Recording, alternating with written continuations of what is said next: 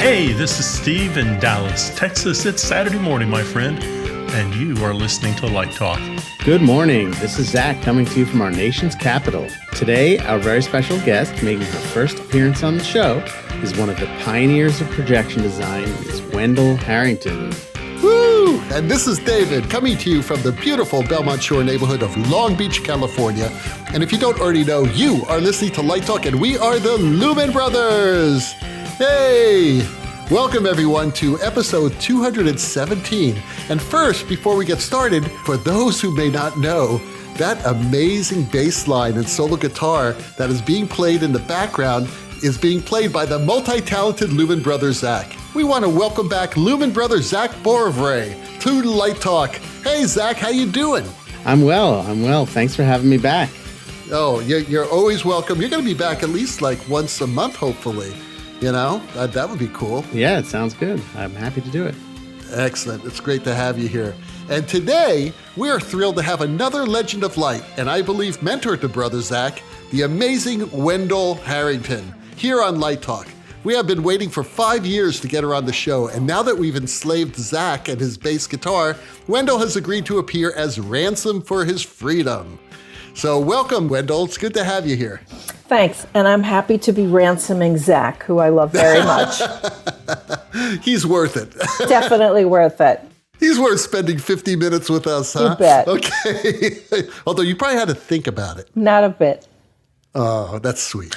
Now, the question here is do you play any musical instruments? Can we add you to the band? No, I'm afraid not. You know, we have an opening for a tambourine player. Do you have rhythm? I definitely have rhythm. Okay, you're in the band. Okay, before we get started, Zach, could you please tell our listeners a little bit about Wendall? It would be my pleasure. It has been said that in the world of projection design, all roads lead to Wendall K. Harrington, the godmother of modern projection design. Her career has embraced diverse disciplines, including projection design for theater, publishing, and video production.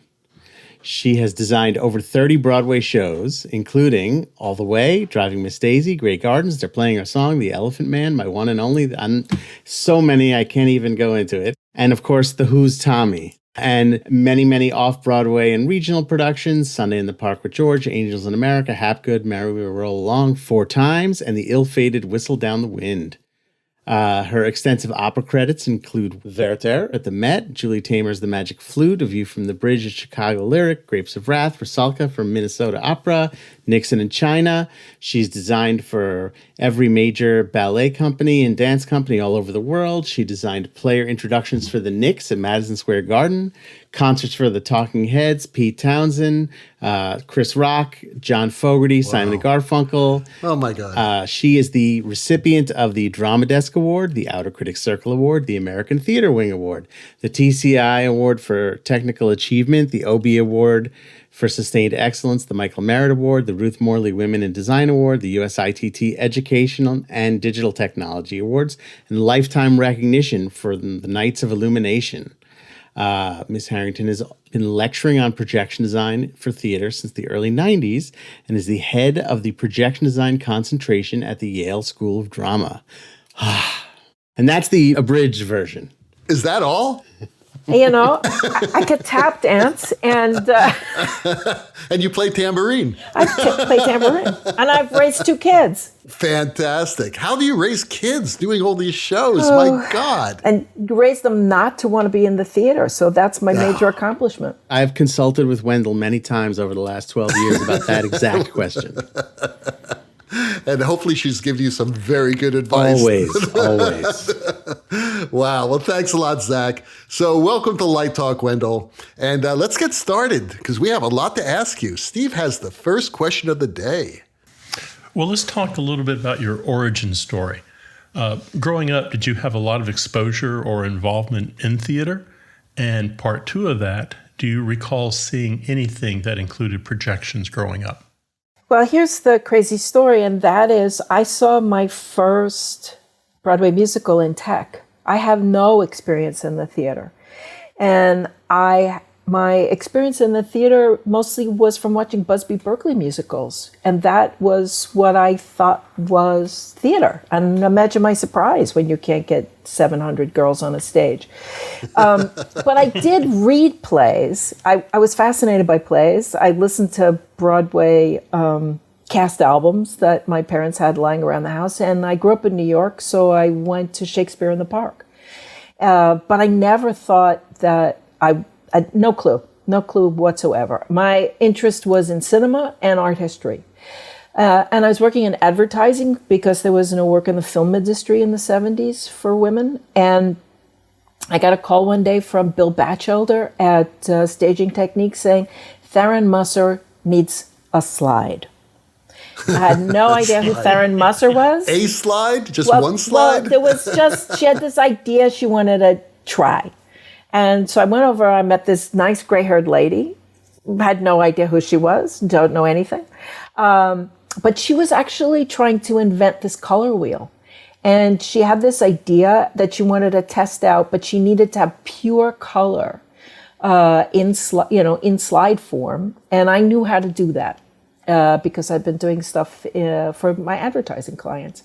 And I did it. It was successful. It was a test for ballroom. They hung some projectors above. Yeah, so everything was circular in ballroom. Right. So we made all these circles and they tested it and they liked it. And then I was replaced by a lighting fixture. So story of my life. Sounds like you're a little bitter there. No. Are you kidding? You let it go. It was fabulous. It was fabulous. She was great. And, hard drinking, fast talking, cigarette smoking woman who really, I have to say, is a primary influence. And she recommended me to Doug Schmidt when he was doing They're Playing Our Song. And I left my job in advertising, and the rest is, and then the rest, as they say, is history. Of course, it's important for everybody to know that I did not make a living working in theater from 1979 until I did Tommy in 1994. So just to clarify for everybody that it's a long road. A lot of Broadway shows in there, but none of them that actually anybody could live on. A quick question, a follow-up there. Were projection designers paid well back then? Were they comparable to lighting designers or set designers? Well, I have to say, for my whole life, I had to fight to get parity with lighting. That was my first thing that I tried to do. But when I did They're Playing Our Song, there was no line for a projection designer. And since nobody knew what it was going to take, I got hired on a day rate, which in the end was very lucrative. And I never got that again. And I ended up making more money than the set designer. And, that was great. But, of course, that never happened again because everybody thought, it'd just take a few days. Well, they kept rewriting. So that was why it was, took more time. So you just talked a little bit about your work in advertising and how that sort of parlayed into your theatrical career. So can you just tell us a little bit about the kind of stuff that you did in advertising that led to you being the person that knew how to make that slide with the pure color? Sure. I had been, as I said, I was interested in film, and that was where I thought I was going to head. And I had done some work doing, what we called experimental and avant-garde films in the 60s. And I tried to, break into the big time, but the 70s were really hard. And I took a job at an ad agency on a bet. And I got this job, and while I was there, they would be like, oh, you kid with the film background, you could do this. So I would supervise commercials, and what they would do is we would have sales meetings, which were euphemistically called business theater. And things like the Milliken Breakfast Show, I don't know if you guys are aware of things like that, but in the 70s, dancing lazy boy chairs, no joke. And you had a bunch of slide projectors, and I had to figure out how all of that worked.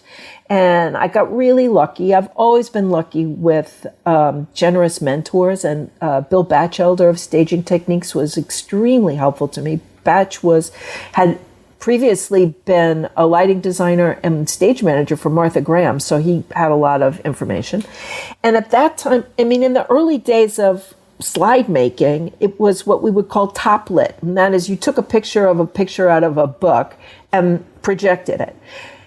But what we were doing in the 70s was doing things that were built out of gels. And so you would make it out of several layers of colored gels shaped. You don't want to hear the whole saga of what it takes to do this. It's too complicated. But basically, then you put the light from below and photograph that, which means what you have is something that's quite luminous and the color is pure.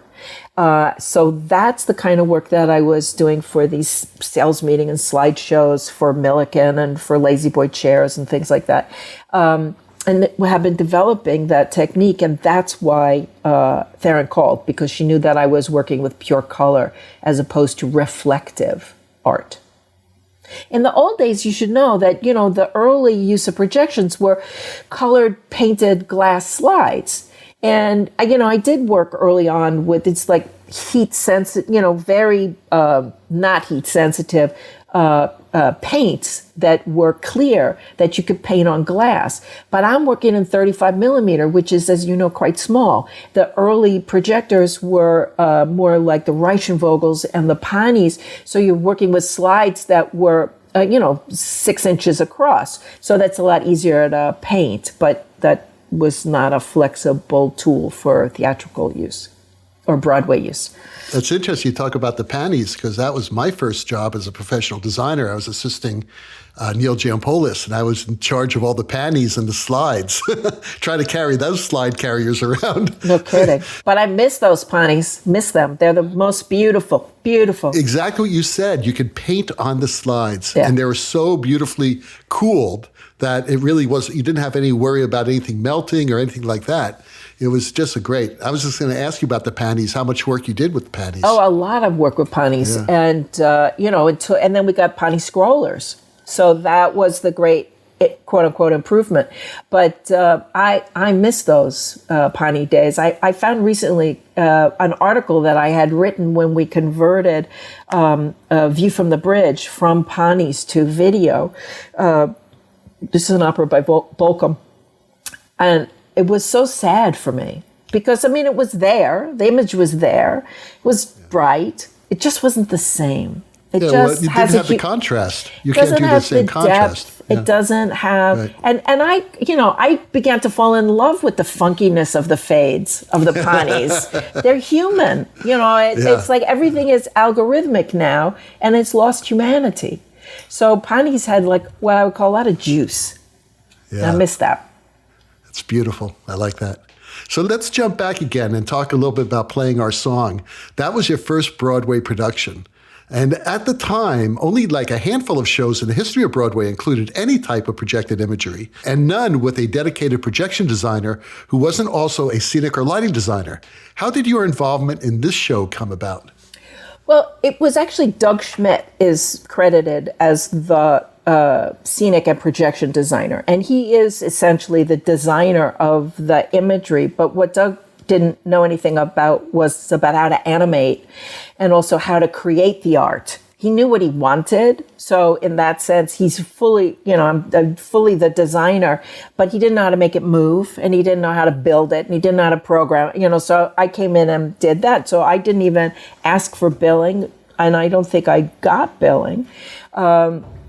And that, it was totally fun. What did I know? I didn't know anything about billing or royalties or anything. I was just like, it's like, what am I doing in this place?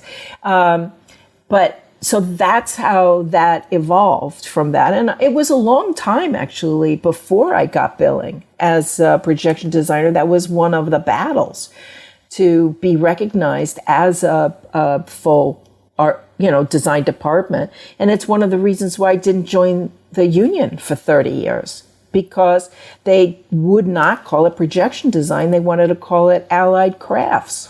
I'm sorry. That's for people who are doing swords and, Right, and making masks. I am as an equivalent, if not better than, in many cases, the other departments that have design credits. So I held out. And, so finally we got it.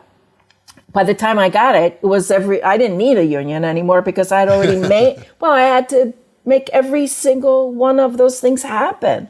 I had to make the title happen. I had to make the billing happen. I had to make the royalties happen. I had to make the pay equity happen. So joining the union at that point was actually a little bit of a step backward because they set fee limits that were way lower than mine. Sounds like you really pioneered this, and a lot of people could thank you for the work that you did battling for all this equity. Absolutely. And I was going to say, and when the time came that we did become our own category in the union, I guess at the time there was about 19 projection designers that were working, and we kind of all said to each other, like, the only way this is going to work is if we can get Wendall to help fight with us. And she graciously and happily did. Yeah, it was important to do it. Yeah. I have a feeling that Wendall enjoys fighting for the cause. Oh, yes. Yes, good for you. I have been told, though, that I have to let go of the patriarchy, that is actually not a fight I'm going to win in this lifetime. So I'm trying to let that one go. But you have a sword now. I have a sword. You can bring it to the union meetings. You know what? At this point, the union meetings are the least of my problems. I'm looking at a larger revolution. Well, it seems like after your initial success on Broadway, your career expanded really rapidly. Did you make a conscious decision to branch out into concerts and dance and opera, or was that all just organic? It was nobody else. I answered the phone calls that came. And just so everybody understands, all this time, I was still doing business theater. I was doing advertising and marketing. I put in a full 3 years as the design director of Esquire magazine in the 80s. Just a little detour because I was a single mother and I needed a paycheck and health insurance. And so the life in the theater, though I feel very drawn to it, just didn't take care of me. I remember when I took the job at Esquire, I think I had done maybe Merrily with Sondheim. We had gotten quite close, and I felt like I was deserting the theater, and I wrote him a note saying, I'm sorry, I'm going to be occupied. And he said, the theater deserted you. And I did feel like that. There was no way for me to raise a kid doing what I was doing, and I was doing everything. Every damn show there was. And it was exhausting. But there just wasn't any money in it.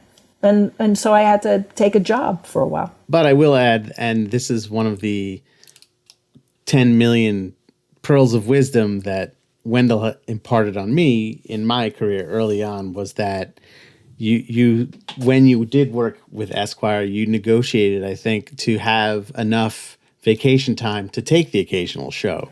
Oh, yes, I did do that. Because it was important to keep your foot in that pool. Yeah. No, I didn't let go. I certainly didn't let go. And there's everybody I knew got into Esquire in those years when I was there. I did, Pete Feller. Who would know about Pete Feller? But I did a little story about Pete Feller in Esquire magazine. I had Hal Prince. It's like I took care of my own. So one of the things that you worked on during that time, which I'm sure at the time was like it's just another project that you answered the phone, maybe, was the Talking Heads Stop Making Sense concert film. And a lot of people still to this day say that that's the greatest concert film ever made. And I know that's something that I've, talked to you and read lots of things about you even before I met you, and I still don't know that much about it. I'd love to know more about how that project came about. It came about because of Beverly Emmons, because Beverly was lighting the concert. And literally, I have nothing to do with the film. They just filmed the concert, but I did do the concert. And Beverly recommended me to David Byrne, which was funny because Chris and Tina lived in the building with Moki Cherry. Zach, Moki. And so I knew all of them just sort of socially and in the hallway, where people would step out and smoke. So I knew them. And again, David just needed somebody to make some slides for him. And I remember having a conversation with them even then about the Black RP, which I hate. I hate Black RP, about how it was never going to work, and having an artist tell me, "Oh yes, this is going to be great." And every time I see that movie, all I can see is the damn hot spot. So it's like it's not Black RP. It's not good rear projection material. And so it really wasn't that complicated. The most complicated thing was that I was like 900 years pregnant at the time that we were teching it at Forest Hills, and worrying that my child was going to be birthed singing Psycho Killer. Well, it's either that or Tommy. So Right. Well, I have an acid queen.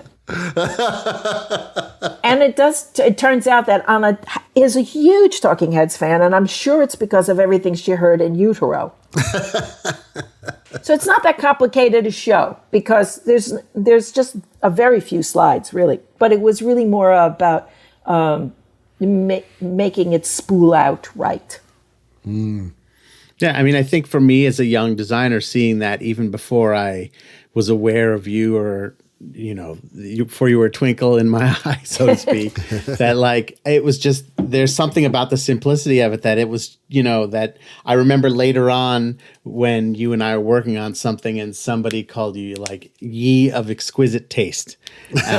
And that's exactly, it made me think back to that, of like, it was not a very complex design, but it was like everything was perfectly suited for that moment. And it created this like environment and this emotion that, you didn't get from a Van Halen concert or something else like that. But that's David too, because David is a master of restraint. Sure. And so that's an excellent collaboration in that sense. Yeah, I'll always remember the bookshelves and the lamp, that way those things go together. Right.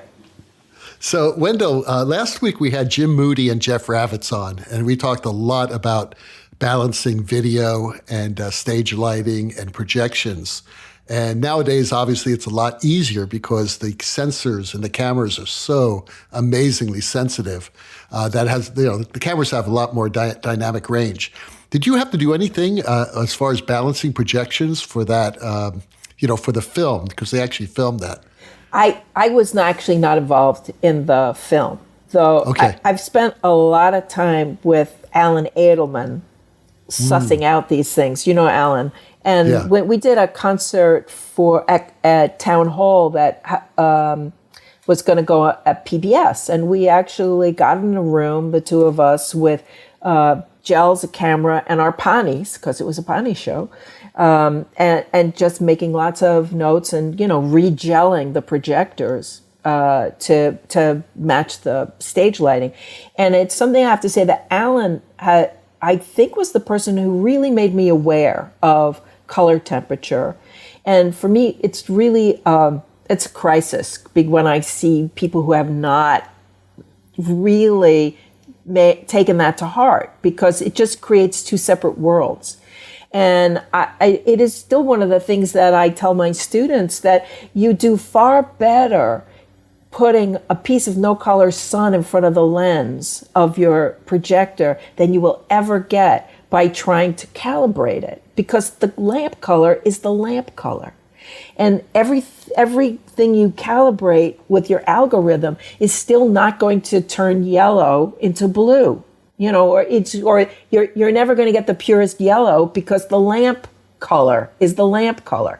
So it just that people don't use their eyes. And again, it's one of those things I learned from Theron. It's like if anybody put a light meter on a stage, Theron would have removed a part of their anatomy. So it's like eyeballs. It's all about your eyeballs. So it's like, see everybody buried in their computers with their meters, and it's like, what do your eyes see? I don't care what a meter tells me. Yeah, that's sort of what Jim was saying last week. He hasn't used a meter in like 30 years or something like that. Yeah, exactly. So the Who's Tommy is still considered to be, in many ways, the ultimate projection show. I know all of my generation of designers, and even the people who have come after me, were always saying to each other, like, we're hoping this next show is going to be our Tommy. It's that moment. And in a lot of ways, it kind of pushed the art of slide projections as far or further than what was thought to be humanly possible. I always felt like you took this technology and you took all of its limitations and made that into the actual style and the design. And I'd love to know some more about how that project came about and maybe how it evolved from the out of town to when it came in. Well, sure. I mean, I could tell you that I had always hoped that Tommy would be my cats. You know, Now and forever. you know, I think they racked up a few bucks for that. Well, the story of Tommy is that John Arnone was doing Tommy with Des McAnuff, and I got a call in my studio about what it was they were trying to do. They were asking me questions about how to do it. And then I realized that they were really clueless about what it was they were doing. You know, they had an idea, but they had just no sense, not just of the technology, but even how to accomplish what it was that they wanted to accomplish. So I said, well, I'll, let me just make a storyboard and we'll just, figure out how you're going to do this. And the next thing I know, I'm on a plane to La Jolla. So in La Jolla, it was 9 screens because you had the depth in La Jolla to cover the space with rear projection. And it was very, there was nobody there who knew anything about anything. I mean, I have 2 lovely people who I love to this day, Victoria Petrovich and Vince Mountain, who assisted me, who were students at UCSD. But they really, and who knew slides and who knew this level of slide making? And we only had 1 set of slides, so you'd work all day and you'd have to make changes all night, which meant you'd climb up the scaffold, put the slide trays on, take the slides down, put them in a shopping wagon, and move them over to the studio space that I had there. Work all night reprogramming. It's all AVL, at that point, with nobody who knows how to program except me, and I'm not that good at it. I'm just, I program with an axe. I can make things happen. And I had a sort of bass thing that I was editing. And every once in a while we'd call in this guy who knew how to use it, but we had to pay him. And his name was the Big Kahuna. And so he would come in. I know him. I know the Big Kahuna. So, he would come in and he would re-edit. And it was just about the hard. I did not sleep for 3 days. And the Flying Karamazov brothers were working in the next hut, literally. And they would come and go and they would stick their head in, and I was drinking, I learned about, what is it called? A hammerhead? Black coffee with 2 shots of espresso. That and a joint, and you can get through anything. So it was, I thought it was okay. This is going to be kind of a dangerous thing to say, but Chris Perry was not the original lighting designer of this show. Does everybody know that? If Frances Aronson was the original lighting designer of Tommy in La Jolla. She was fabulous. They fired her, and because you can only have 1 loudmouth woman on a show, and that was and I could not be replaced, and it's just. To this day is one of the most shameful things. And Tommy on Broadway, by the time it was going to Broadway and Chris Perry was doing it, the color of my slides comes from the clothes. There's no color in the set. I took the colors of David Woolard's clothes, scene by scene, he matched Pantone colors, and I matched gel colors to his clothes. So that scene by scene, everything is a complete color harmony. I handed those gels to Chris Perry to make color scrollers. So when everybody says about how beautiful Tommy, how collaborative Tommy looks, and everybody wins a Tony Award for that, except for the person who made that collaboration, it's a little pissy for me.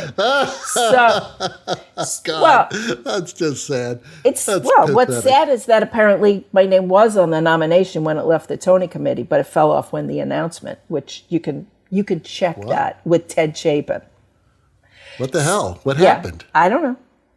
You want my guess? I'm guessing it was the union because I wasn't a member. You weren't in the union at the time. No, I wasn't anything. I was in no union. Right. Right. because nobody would have me.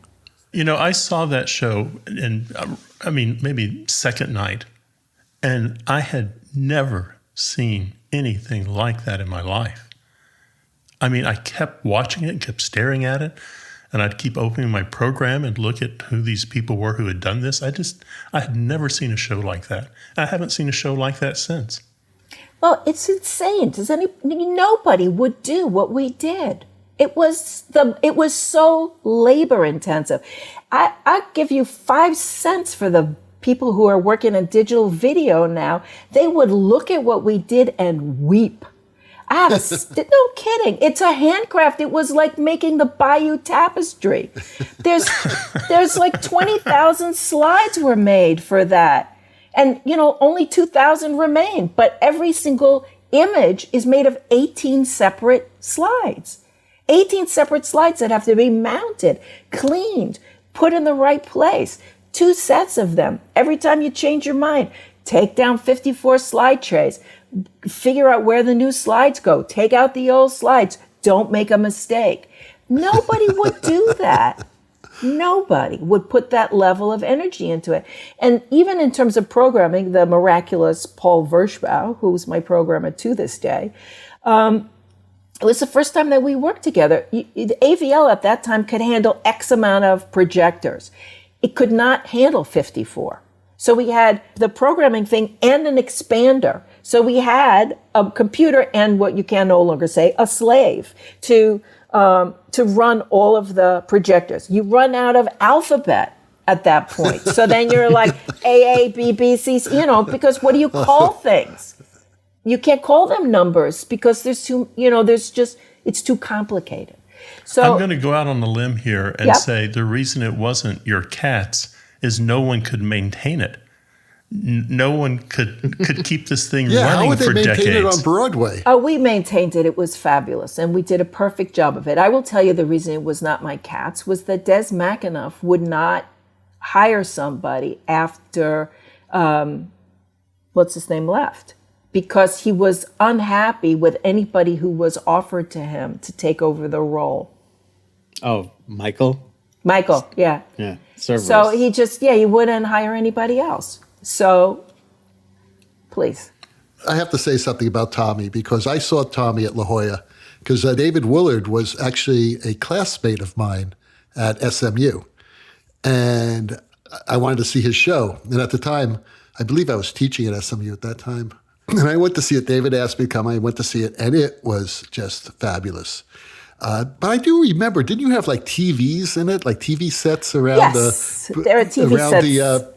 I don't think they had them in La Jolla. I think that was added in New York. Well, I've seen it several times, so I'm mixing up and productions. the video was done by Batwin and Robin. And I didn't want to do the video. I don't like video. I didn't like it then because I didn't find it a really welcoming theatrical tool at that point. It was, and I also thought it's small. It was distracting. It just didn't make sense to me as something that was required. Yeah, I actually felt that those later productions with the video were lacking a bit because of that, and for the reasons you just stated. Because again, I saw it at La Jolla when it was first being done. It was fabulous. Right. In some ways, the interesting intersection there is it's almost like that was a moment in time where the slides were kind of handing off to video, like, okay, video, you take it from here. For the future, there's no more we can do with slides. We've done it all.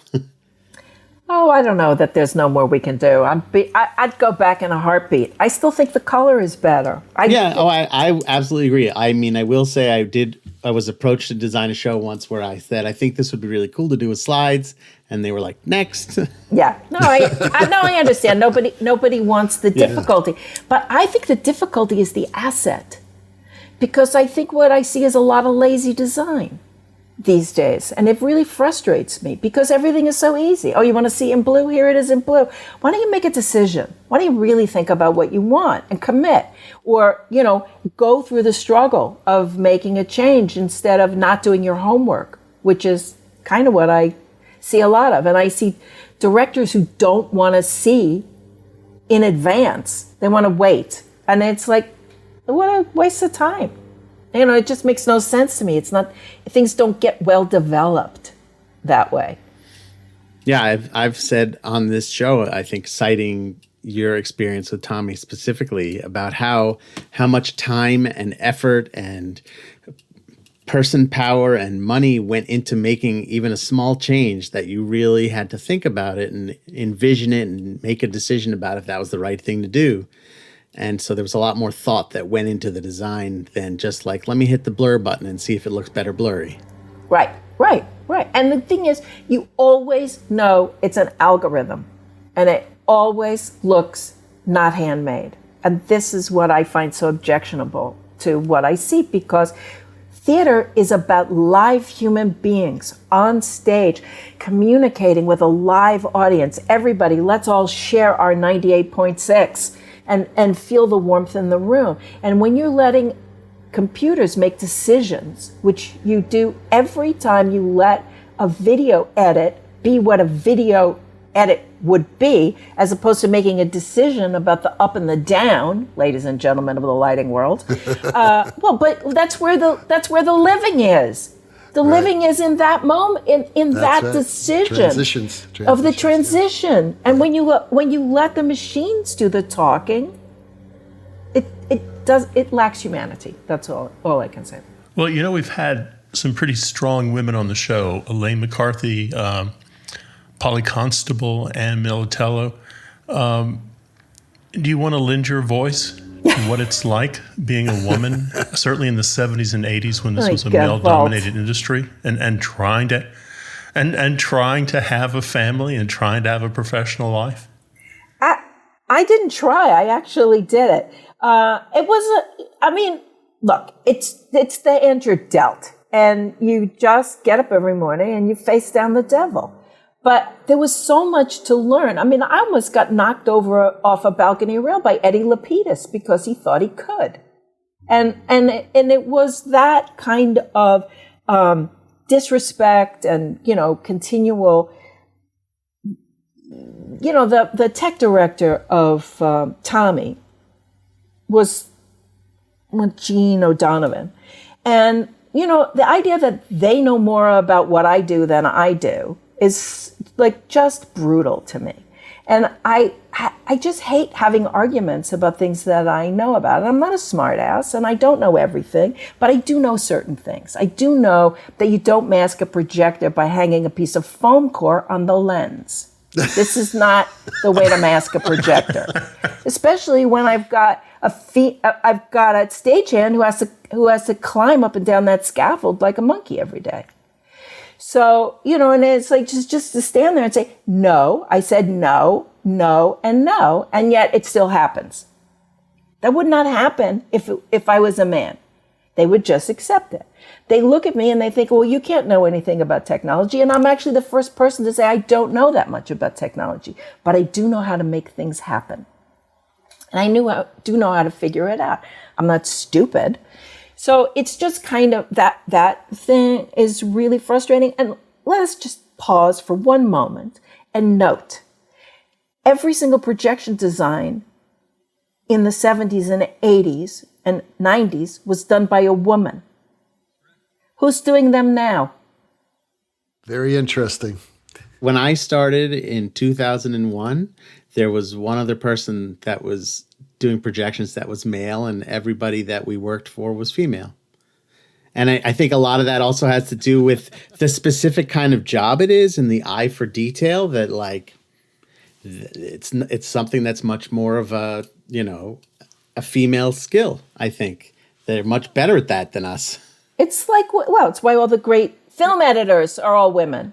Because you have to keep so many things straight in your head at the same time. That is ultimately female because, we've got a baby on the hip, and we're cooking, and we're talking on the phone. So, that is part of the construct. It's not to say that women are better than men.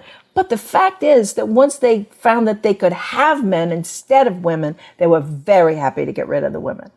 They were very happy to not have me on Broadway anymore. The thing I just want to say about, because we're talking about being female in the business and truly in any business, and as I said, I was the design director of Esquire for many years. The thing that happens is you get robbed of your femininity. And that's the thing that's so awful. The fact that you do have to learn to talk like a truck driver, that you have to force yourself to outboy the boys in order to succeed is a kind of criminal act. And I'm talking to you from the ripe age of 71 right now. And I'm sad about that. That is a loss. And that can never come back. That can never be replaced. I got the jobs, it's like all of that is fine. But that was really damaging. And I hope that damage can be over. I see a great growth. I mean, I teach at Yale, and I have to say, I teach a lot of fantastic women. And I'm hopeful that they won't have to make those choices. Yeah. Back in the late 70s, I was talking to Marilyn Renegal about this, because I was actually shadowing her on a production she was doing in Dallas. And I asked her, I said, how do you handle these guys? I mean, a lot of the crews were, pretty nasty and rough. And she says, unfortunately, I have to dress the way I dress because that's the only way they'll accept me, And I could never wear a dress on stage, I could never do this. Not to say that she would want to, but that was the fact. I mean, women had to and continually have to make compromises in order to survive in our profession. And that sucks. Yeah. But I brought my kids to tech, and that was important to me because I wanted to sort of express myself as a woman, as a mother, and understand that I'm a full human being. I know I'm here to solve your problem, and I'm doing a job, but at the same time, I'm doing these other jobs. And that was definitely one of the reasons why I brought my kids into tech. Yeah. I know Paulie Constable told us a story about that too. She did something similar. And it is about, I can do that too and raise human beings. So exactly. So Wendall, many designers of all disciplines cite you as an influence. Who are some of your influences and why? Well, absolutely. My greatest influence was Theron. Because she just was so detail-oriented and such a great dramaturge. And again, since she was my first lighting designer, I learned so much from her watching her work, but also at night at the bar. That was where but that's where you heard everything, right. Where you'd Absolutely. have a couple of drinks, there'd be a few war stories, and then there would be that, that thing when that happens, that's really shit. What are we going to do about that? It's like that cross doesn't work. How can this happen? And that she was relentless. And I so respected that. And I think I'm a bit relentless myself. And she empowered me to feel like that was actually what one did. It was never over. They threw you out of the theater. You had to stop. That was but that was when you finished working. And that has been a great model for me. And of course, Doug Schmidt, who gave me my break doing They're Playing Our Song, because he taught me, I knew nothing. I knew nothing about anything when I came into the theater. I didn't know upstage from downstage or, in truth, I still can't figure out stage right and stage left. But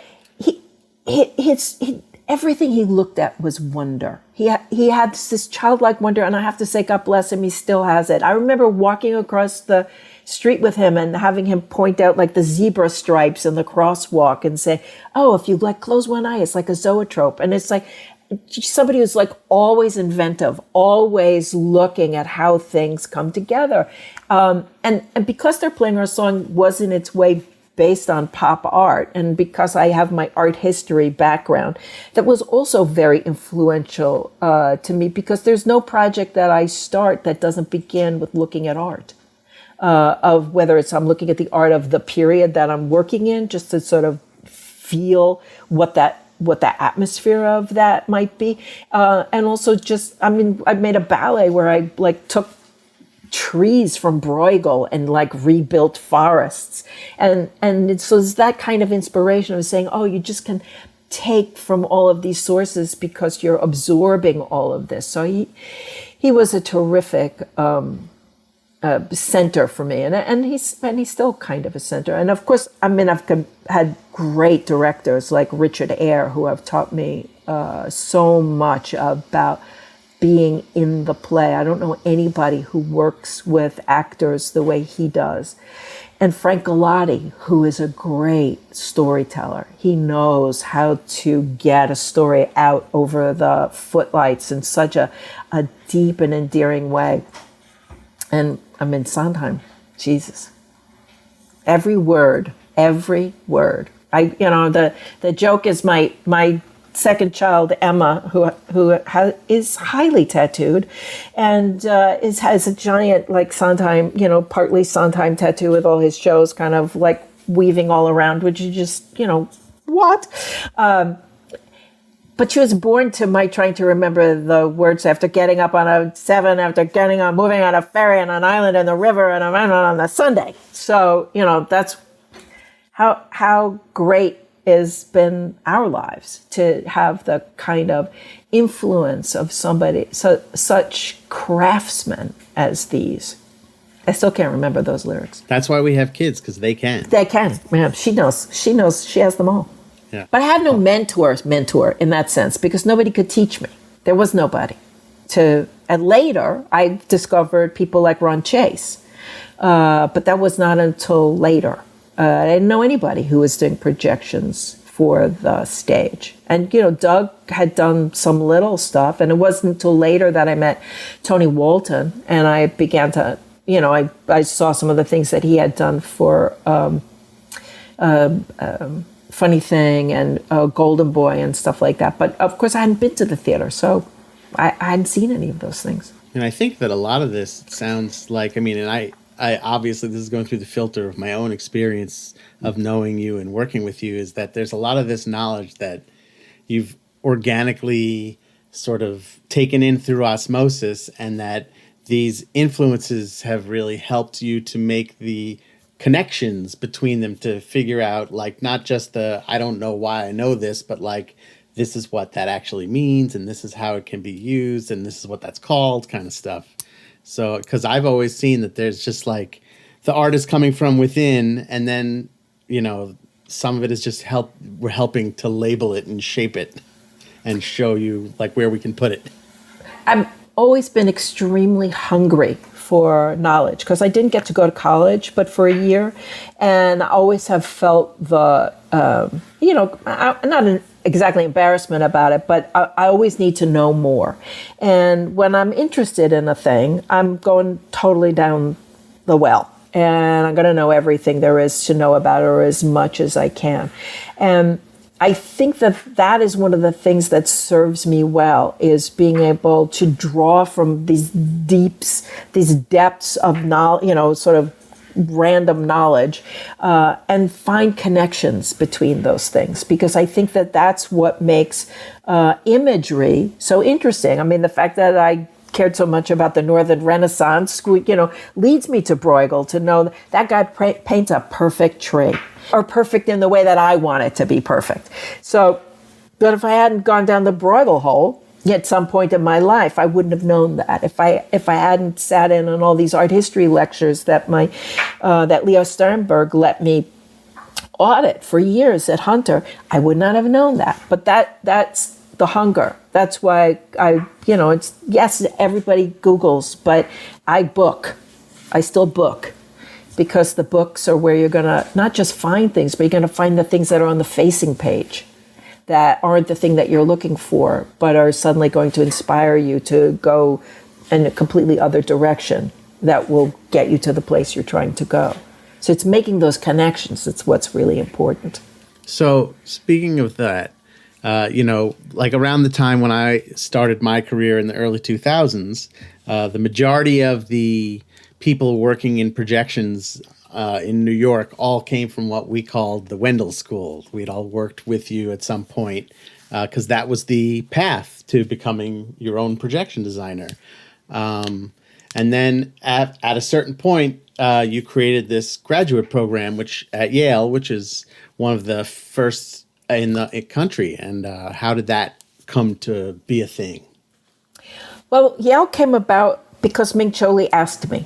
would occasionally go up to Yale over the years with my little tray of slides and talk about projections to the set designers. But he called me and asked if I would come up and teach a class for a semester. So I came up and I taught a class for a semester, and I guess it went well. So 3 semesters later, they said, would you consider starting an MFA program?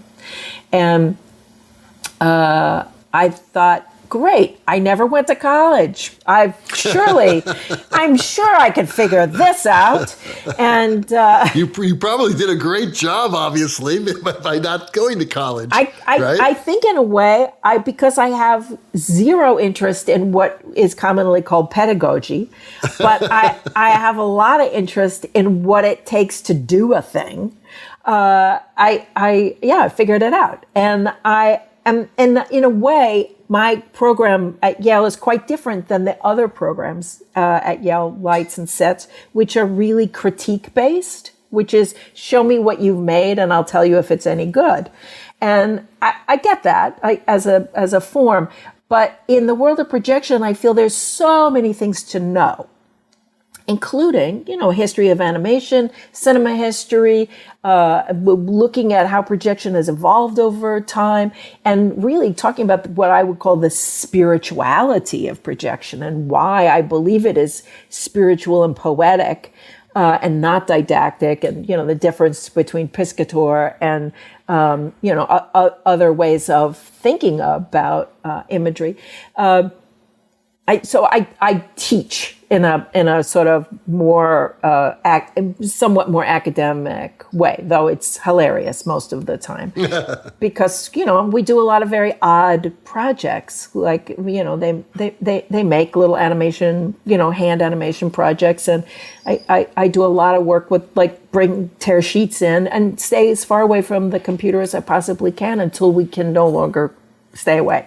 Because I'm trying to help people learn visual storytelling.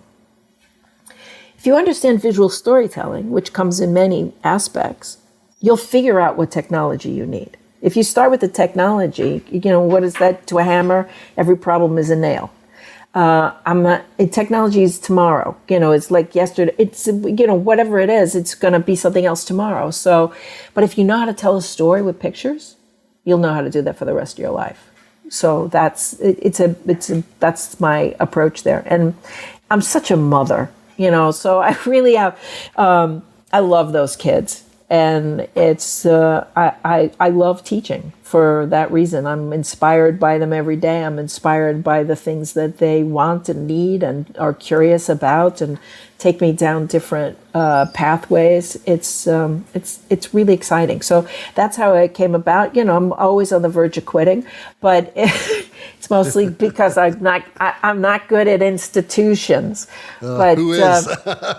But I love the students. I love the teaching, and I love trying to figure out what's next.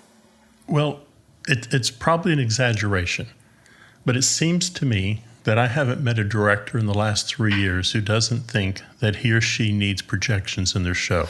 Oy. And I have been told that you are famously known for telling people, no, you don't need projections in your show. So I guess my question is, where is projections going? Well, I would like to see a lot less of them, in truth. Where are they going? I don't know. And I'm reading a lot, doing a lot of research on various things, and I look at augmented reality and virtual reality and all of those things. And I don't think that it's going there. I hope it's not going there. I would like to see things scaled back quite a bit, because I always say projections are in their terrible twos, or adolescence. It's like still trying to figure out what it is, who it is, and what it wants to be. And it's just that everybody can do it. And so they are doing it. And it's like a new toy. And I have to say, boys, as you are all boys, you do love a toy. And it's that sometimes I just feel like, oh, let's get all the toys and all the right. I spoke to Peter Negrini when he was doing Evan Hansen. I guess we were on a panel or something, and I hadn't opened yet. And I said, Peter, how's Evan Hansen going, is, oh, we've got like, $500,000 worth of computing power. I said, how's the show, honey? It's like, is there a story there I want to know? So this is where I'm sort of flummoxed at the moment. I have agreed to do a new musical, which is will be a very interesting exercise for me, because I kind of walked out of Broadway in 1999 with no intentions of coming back after the Civil Wars. And there has been a few things that have brought me back, and I'm coming back now. I've been living a very happy life in opera and ballet, which is an actual abstract art form. What I see of projection these days is not very abstract, and that frustrates me, because it's putting a hat on a hat in many cases. So I'm hoping it gets more abstract. I'm hoping I can get the level of abstraction I'm hoping for in this musical that I've been asked to do, forced to do. I can't see into the future, but I would like people to spend more time thinking about the story and less about what they can do to it. Do you think it's the concert industry that's taken it to this level because they do have unlimited budgets? I think part of it is that. I think it's like when movies got to do Cinerama and all these other crazy things because they were afraid of television. I think that theater is afraid of the internet and streaming movies. So they think that they're in competition with that. And what they don't understand is that once they become live movies, they're going to kill the goose that laid the golden egg. Because once we lose the humanity, why would I go there? I'm going to have an experience that can happen only one time this night, and with these people in this environment, and it will never be the same. I'm going there to commune with and disappear into this story that is being told by these human beings who are just like me, with no close-ups. And I think in a lot of ways, too, it's almost like when, with the advent of microphones and fancy audio technology, actors no longer needed to learn how to project. They didn't have to learn how to fill the theater with their voice without help.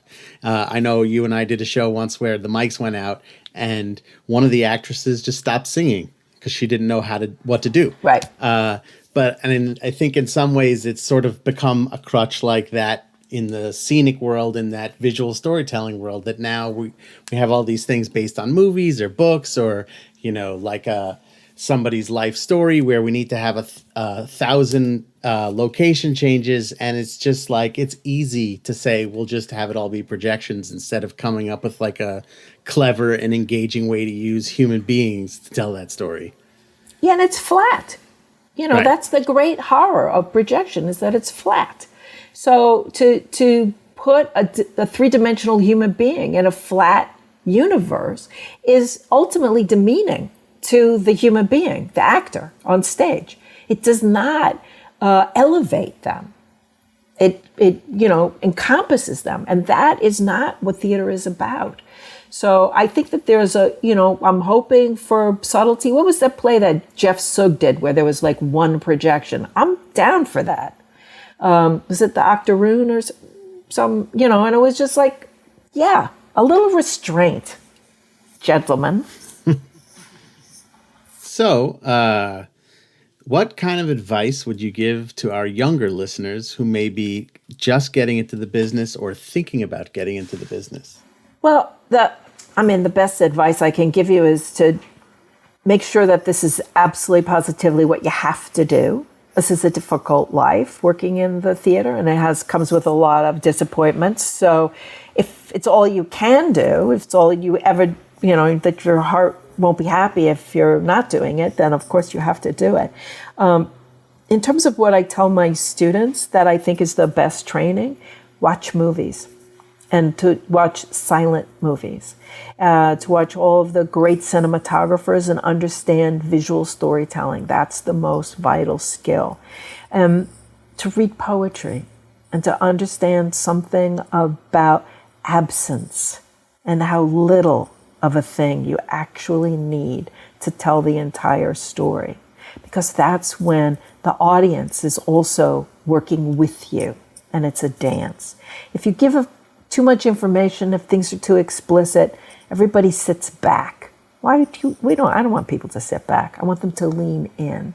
I want them not to have to guess, but to wonder, what is that? How can I be a part of that? It's not to make things complicated or confusing, but to make it fragrant. So that, all right, is that a rose or a peony? Does it matter? It's scent. So those subtleties are the things that I think are important to embrace. So the question is, how do you understand that? Where do you learn that? You learn it by looking. And you just keep looking. Look at everything. Go everywhere. And know that you're looking. Looking is not seeing. Seeing comes after. You have to do an awful lot of looking before you can do valuable seeing. So start with looking and keep records. Make note of things that are important to you. Tear pictures out of magazines. Keep a file of things that you think are interesting, beautiful, fascinating, whatever. They will come back. You will need them. You will want them. They will inspire you. That's the best advice that I can give anyone. That was beautiful, Wendall. Thank you so much for joining us today on Light Talk. You are truly a legend, and we are honored to have you on the show. And we want to thank you for all the beautiful work you've done in the theater and all the work that we're going to see in the future. And we also like to thank you for being such an excellent teacher and producing some incredible projection designers, like our brother Zach here. And thank you for making the theater a much more beautiful place and also a much more equitable place for all our colleagues. Well, I'm trying. God help them on Paradise Square now, but they don't know what they got into. Apparently not. So the rocking sounds of the Luminoids tells us that once again, you've spent another morning listening to Light Talk. You can hear our show on Spotify, iTunes, Google, YouTube, livedesignonline.com, and just added Amazon Prime. That's right. You can now buy cheap tchotchkes and listen to us at the same time. Check out our website on lighttalk.org for future guests, and be sure to follow us on Facebook and subscribe to our podcast. That way you will not miss a second of Light Talk insanity. No guarantee is offered regarding the accuracy of any statements or opinions made on this podcast. However, if you do decide to litigate, the law firm of Flecked, Flocked, Flare, and Glare and their paralegal snoot will defend us until our retirement funds are depleted. Light Talk is written and produced by the Lumen Brothers, coming to you from New York City, Washington, D.C., Long Beach, and from just left of the Chisholm Trail. And be sure to join us next week where we welcome designers Roma Flowers and Xavier Pierce to Light Talk. Light Talk, broadcasting questionable Lumen knowledge and humor around the world. So thanks again to Wendall Harrington, and we will see you all next Saturday morning. Bye-bye from Light Talk. Bye, Wendall. Thank you. Bye. Thank you so much. Thank you.